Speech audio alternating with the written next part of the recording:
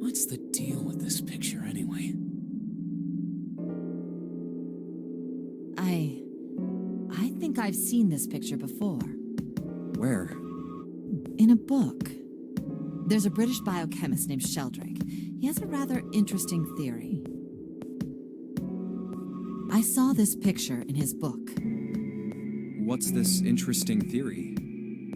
Morphogenetic fields, which relies on the theory of morphic resonance. Man, I can't deal with this. Just listening to you talk about it is giving me a headache.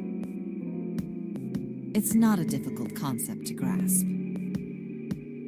In essence, he states that the shape of living organisms and their behavioral patterns are transmitted through a field not visible to the eye.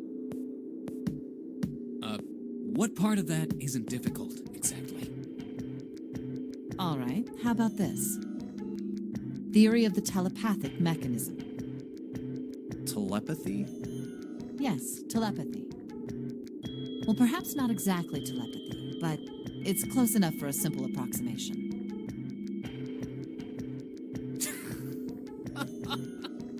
Are you serious? Telepathy? Who do you think we are? Kids from the 70s? I can't believe someone would actually do serious research on something like that. Yes, I agree. I read the book, but I can hardly say I understood it. I'm in no position to defend or condemn anything it said. It was probably just someone latching onto a statistical outlier from some study and turning it into a ridiculous theory. There's no scientific merit to any of it, I'm sure. But even so,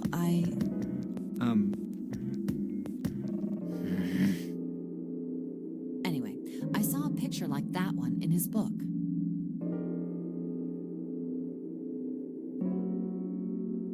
Hey, what do you think this picture looks like?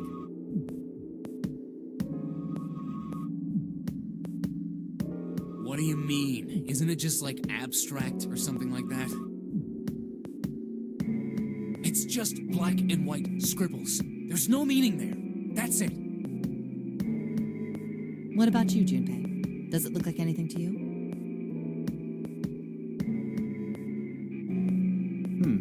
I guess it looks like...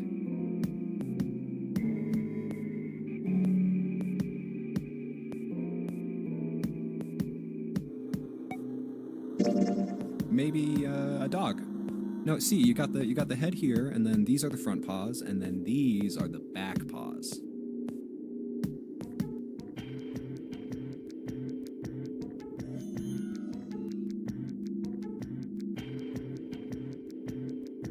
See? Oh, I see it. I guess you've got a point. How did you know? You're right. I didn't think you would have been able to guess that. So, now we know what it's a picture of, but I don't see how that helps us. A TV show from Great Britain did an experiment once.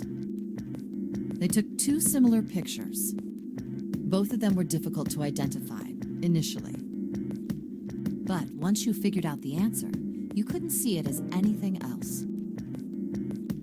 These two pictures. The first was a woman wearing a hat.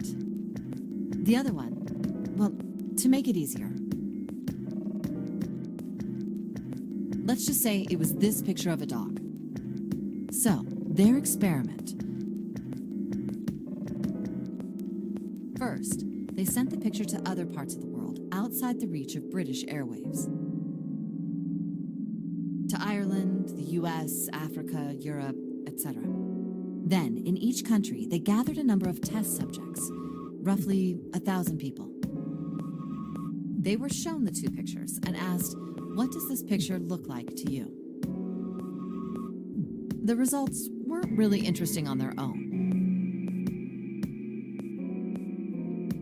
9.2% of the people saw the lady in the lady picture. 3.9% saw the dog in the dog picture. Then, 2 days later, they aired a new program on their show. During the 30-minute show, they broadcast the dog picture and its solution. The audience was estimated to be 200,000 people. After the broadcast, it was a safe bet that the number of people who knew the solution to the dog picture was at least that many. After another 2 days passed, they gathered more research subjects from areas outside the reach of British TV and radio. This time, they only found a sample of roughly 850 people. Naturally, none of them had participated in the first test. They were, however, given the same tests and the same 2 pictures. The results were startling. 10% of the people saw the lady in the lady picture. The previous test sat at a 9.2% success rate. Not much of a change statistically. The dog picture, however, produced a very different result. The percentage of people able to successfully find the dog, it went from 3.9% to 6.8%, a very significant increase. So do you understand? Do you realize the significance of this experiment? There was no way the second group could have seen the picture. They lived far away from Britain and couldn't have seen it. But even so, it was only the success rate for the dog picture that went up. Why? How did that happen? What does it mean? Oh, wait, does this have something to do with that field or whatever it was that you were talking about earlier? A field not visible to the eye. So, if more people know the answer, then that information will pass through the field.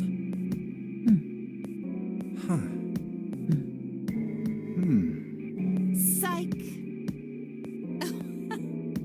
I was just kidding. You really shouldn't take me seriously. Well, I mean, the things I just told you about are true. They really did happen. But the results of that experiment really aren't anything to go by. They could have easily falsified them. In the end, I'm sure they were just in it for the ratings. They are a TV station after all. Right!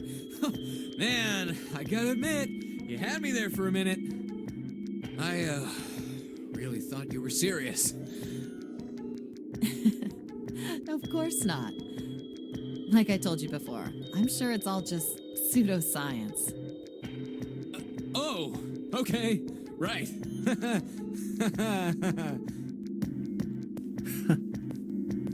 All right, enough nonsense. We've got the key. Let's get out of here. Word.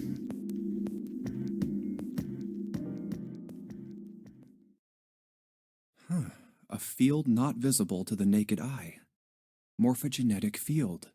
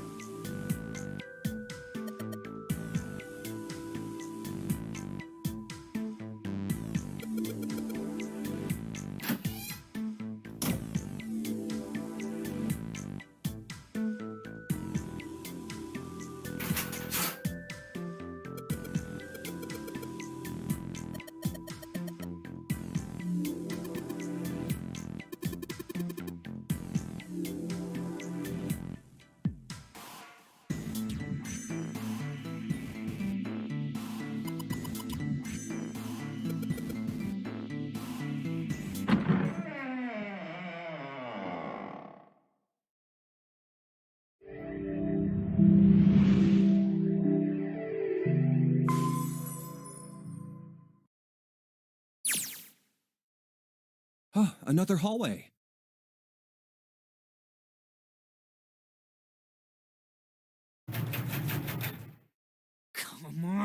open! It's not going to open because you rattled it, you know. Damn it! Look over here! Elevators. And the buttons... Of course they don't work. The power must be out here too, just like by the staircase. That leaves this door. Well, looks like we don't have any choice. Yeah. Sure does. Well then, let's open it. All right, here I go.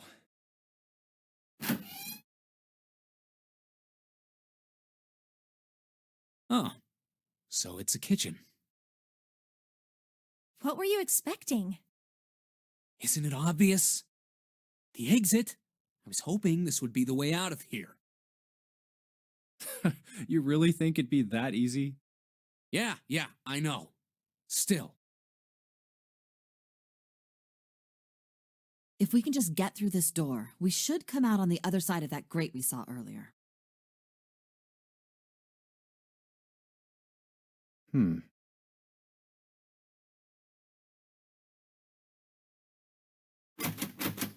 No good.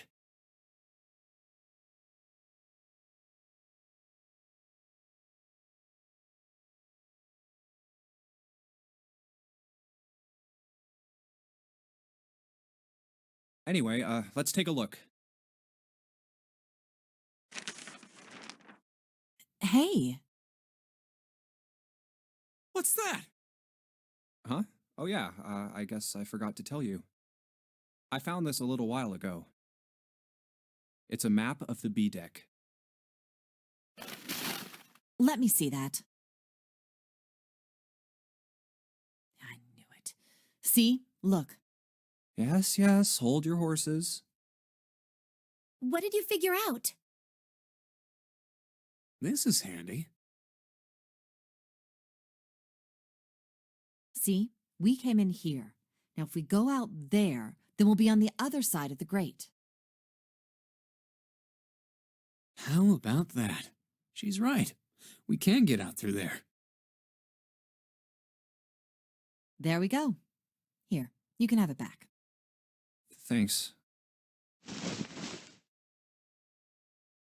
There's a card reader on the right side of the door. And that means the key card is somewhere in here, right? That seems the most likely. All right, we know what we need to do then. Let's get moving. First off, I say we split up and look for clues. Okay.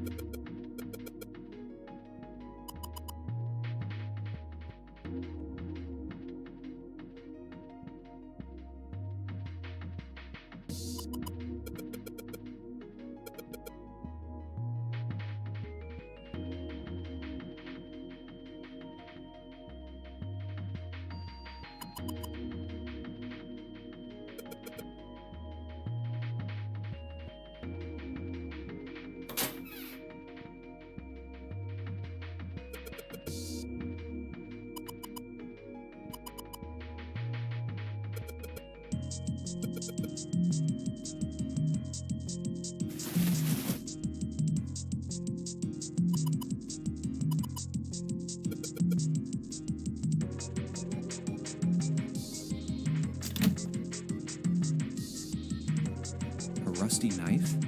I don't think we'll be able to use it while it's like this.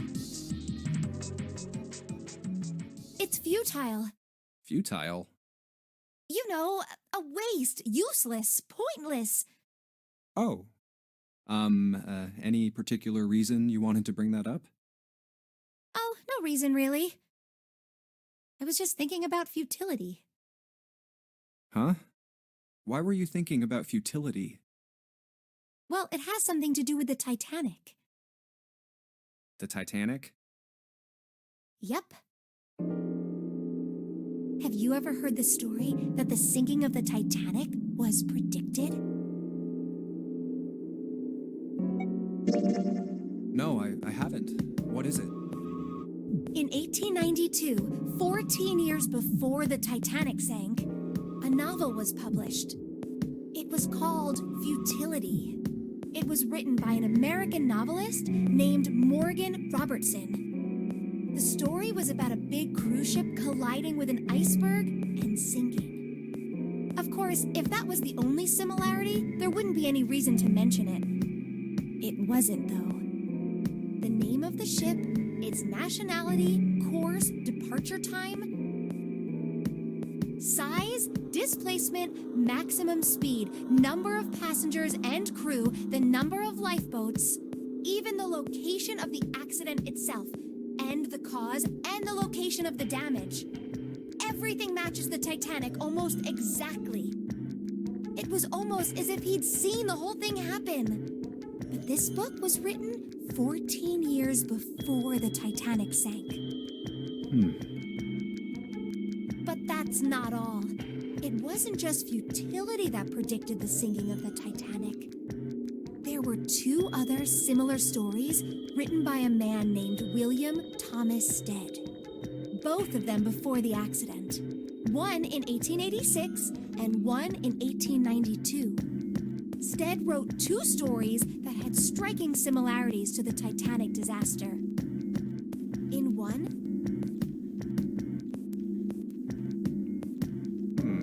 I don't know. I mean, I'll give you that it seems a little weird, but I'm pretty sure it wasn't too uncommon for ships to hit icebergs back in the day, or even other ships. right, I knew you'd say that. But what if Stead had some sort of special powers? To be more specific, what if he had the ability to do automatic writing? What? Automatic writing? Wait, are you talking about when someone's possessed by a spirit and then they write a bunch of stuff without knowing what they're writing? Yes. What do you mean, yes? That stuff's a load of bull. But Jumpy, you said you believe in curses. Come on, that's totally different. Okay, let's say, hypothetically, that automatic writing isn't a total load. These guys still couldn't have predicted the sinking of the Titanic. When this Stead dude wrote his thing, nobody had died on the Titanic yet. So if automatic writing is about being possessed by dead people, who the hell possessed him so he could write that stuff? That's not it.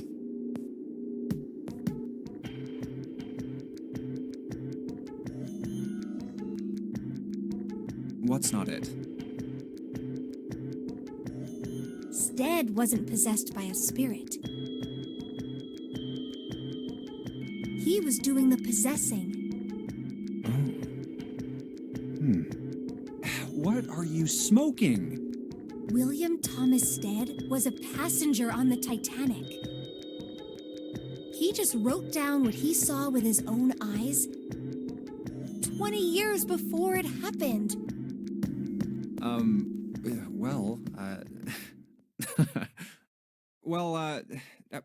Why don't we talk about this some other time, okay? Huh? But... Come on, let's get back to it.